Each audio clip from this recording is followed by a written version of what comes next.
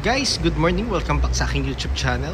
For today's video, check natin ang 2023 Honda HR-V 1.5S CVT ni Choroy Gray. So guys, ito yung base model or entry level ng ating Honda HR-V lineup. Then the same time, ang kanyang price is 1,389,000 pesos. So tour ko na kayo ngayon guys sa ating featured unit for today. So guys, ito yung kanyang front portion. Kung mapapansin nyo, it's more on nasa ano na siya luxury side design na ang ating Honda HR-V. So ang headlights natin is LED na with daytime running lights, LED fog lamps, glossy black front grille. Then sa lower portion naman ng ating front bumper, it's more on diamond shape na matte black. Pakita ko lang ulit yung front portion natin.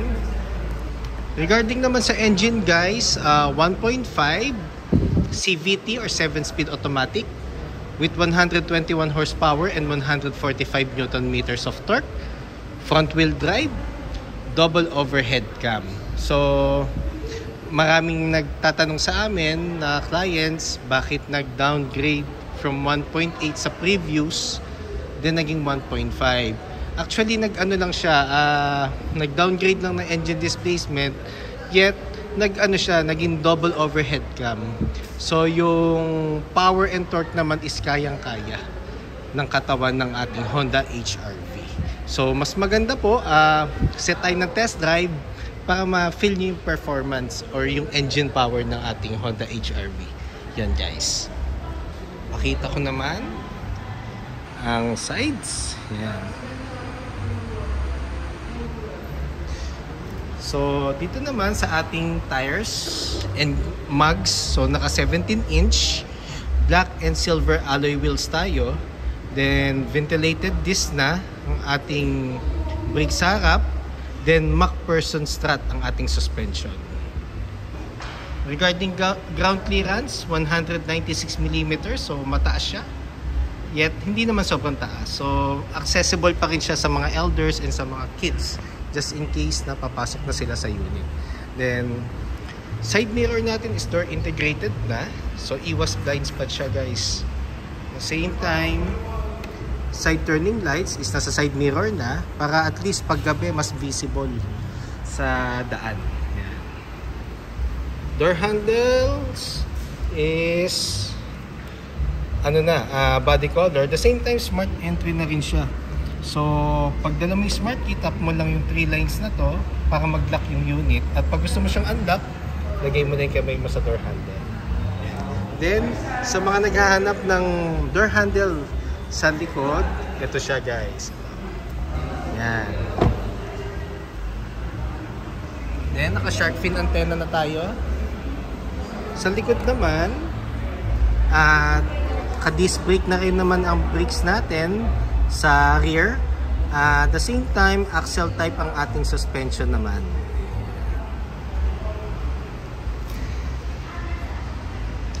Kung mapapansin nyo yung back portion ng ating Honda HR-V, para na nga siyang yung na-mention ko kanina, para siyang mga luxury brand na yung design. So normally nako-compare siya sa mga high-end brands.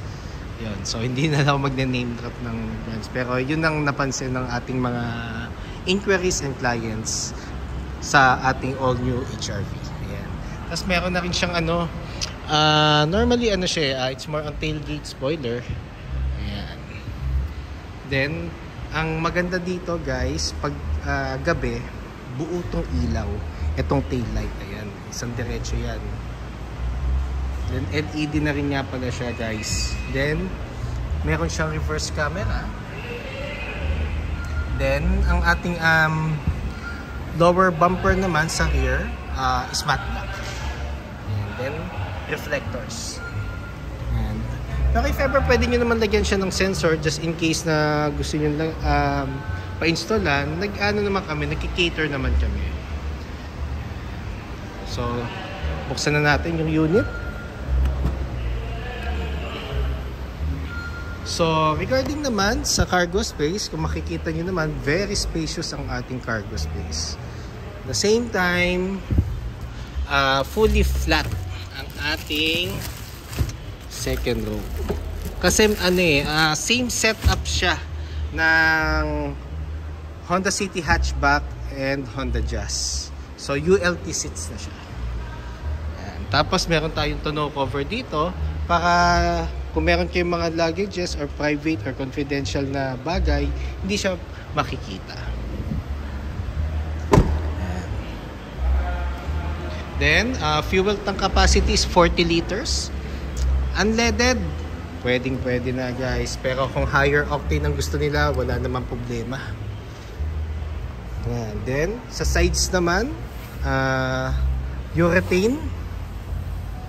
Then, dito sa portion na to, leather na. For the S variant. Then, ang ating ceiling guys is light gray. Then, ang texture nga pala ng ating seats is fabric. Yeah. So, pakita ko lang yung ULT seats guys. So, ULT seats, just in case na, for example, 3 passengers tayo. Then, meron tayong another luggages or mga dadalhin, naaangat to. Then ayan, same goes with the other side. So very flexible ang ating second row seats. Ayan. Kung makikita nyo naman, may additional compartment tayo. Normally pag meron kang dog cage na maliit,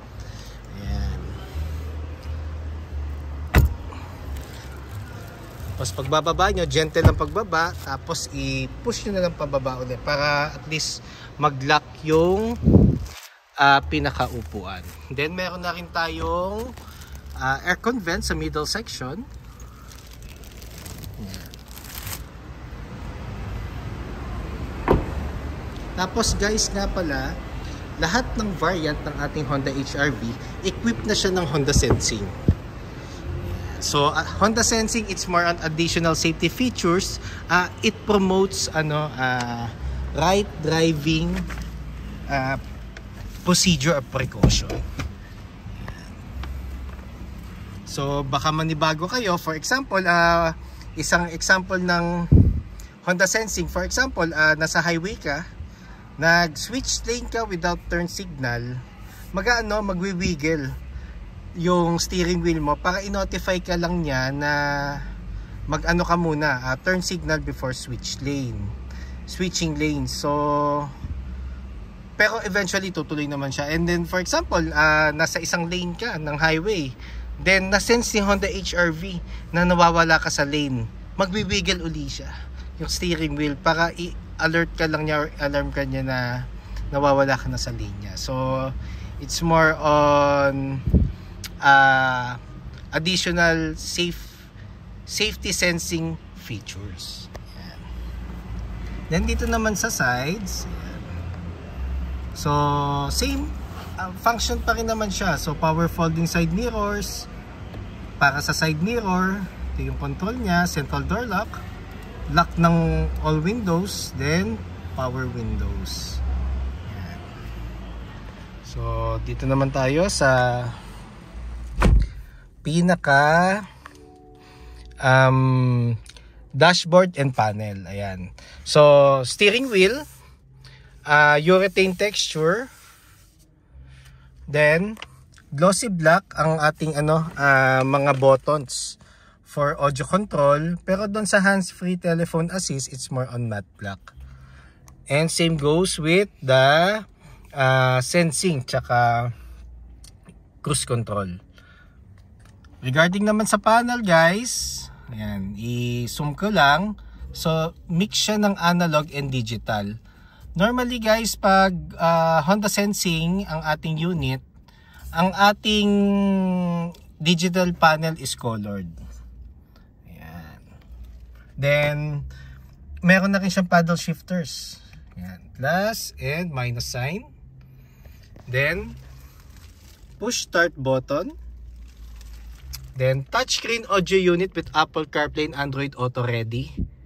via cord pa rin siya guys, hindi pa siya wireless. Then it's more on leather. Ang dashboard natin, glove box, aircon buttons natin. So ano siya, rotary knob. Ito yung on. Then normally thermostat, ayan, fan, ventilation, dyan na rin. Then USB port and charging port. Tapos may portion dito for the cellphone, wallet. Ayan. Then same goes dito sa baba. Then ito yung power outlet niya. So sa mga charging port na may gustong adapter, or kung magpapalagay kayo ng dashcam, dito plug and play. Yun lagi ang ina-advise ko sa mga clients ko, para at least hindi ma-void ang warranty ng wirings ng unit natin.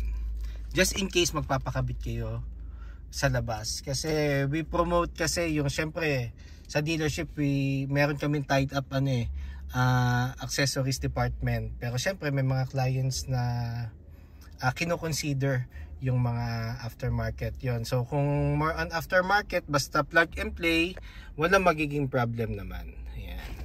Tapos kung makikita nyo, may portion dito. So dito natin lalagay yung manual key ng smart key, just in case ma-discharge yung battery nyo, para ma-shift nyo lang yung battery to neutral. Kung mai-encounter nyo na magkaroon kayo ng battery failure sa daan. Yan. Tapos meron siyang clutch dito sa transmission. Gagamitin natin ng clutch guys pag park to reverse, reverse to park, then drive to reverse, drive to park. Ayan. Tapos ito yung kanyang mga gears. So park, reverse, neutral, drive, and sports mode. So sa drive naman, eventually pag naglo-long drive kami, gamit namin ang mga demo units, or minsan pag nagdi-deliver kami, drive lang, pwede na. Pero kung may mga clients tayo na gusto mas intense yung RPM ng unit sila, switch nyo siya to sports mode. Kaya lang expect nyo medyo mas magko-consume siya ng gasoline compare sa drive. Ayan. Then center console, may console box. Ayan, so spacious din siya. So ako kasi guys, may console box yung unit ko, Honda din. Doon ko nilalagay yung mga mga car scent, normally yung mga oil base or yung nasa lata, para at least hindi siya malapit masyado dito sa sa aircon. Kasi pag oil base guys, yung moisture niyon nagkakaroon siya ng effect doon sa sa aircon pag nahihigop. So yun yung na-encounter ko this year lang pala. So friendly advice lang yun. Magandang car scent talaga kung mag-oil base kayo is malayo sa aircon. So itago nyo na lang siya sa console box, or mas maganda dito kung may cup holder kayo dito sa middle section, mas okay. Then sa center naman, meron tayong 2 cup holders. Icon button, it promotes fuel efficiency. So kung more on chill driving ka lang sa city, di ka nagmamadali at gusto mo matipid ang konsumo, on mo yung icon button. Pero yun nga, pag diniinan mo ang accelerator, hindi niya mabibigay yung speed na gusto mo. Yun. Pero kung naka-icon button ka sa highway, I suggest hindi. Wag.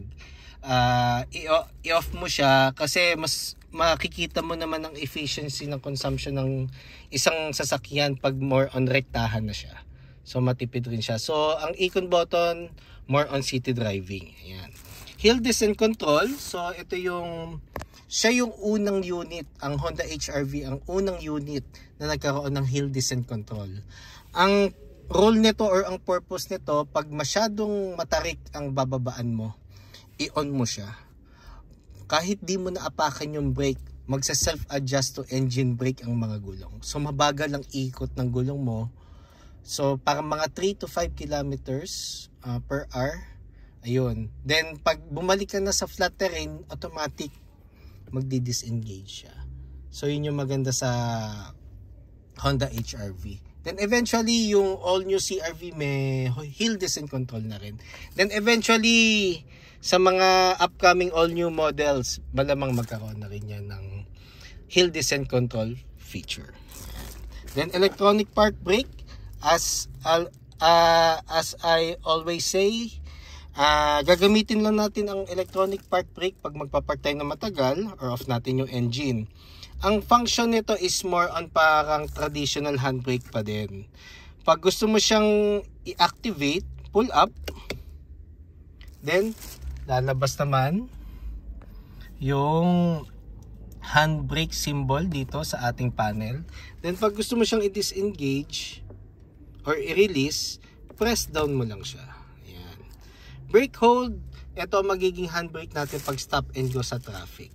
So, pag inon mo siya, may two types yan para i-disengage yan. It's either i-manual off mo uli siya, or pag nakita mo naman ang traffic condition is very slow at very slow moving, pwede mo apakan pwede mo siyang iwan na naka-on, then apakan mo yung gas pedal, automatic aandar ka nun. Pero every time na masisense ni HR-V na magfo-full stop ka, mag-activate siya. So, mas ideal siya sa mga slow-moving traffic conditions. Yun. So, guys, just in case meron kayong concerns regarding discounts, down payments, monthly, and test drive, even parts or service appointments, don't hesitate to call or text 0906-386-8937 or visit me at 141 Quezon Avenue, Quezon City, and look for me, Ross Oliver Cruz, ang inyong friendly sales executive here at Honda Cars Quezon City. And guys, pasubscribe na nga rin pala sa aking YouTube channel for support lang naman, guys, sa aking ini-enhance na YouTube channel. So hopefully to see you here, guys, and looking forward to render my services to you. So yun lang, guys. Thank you and God bless.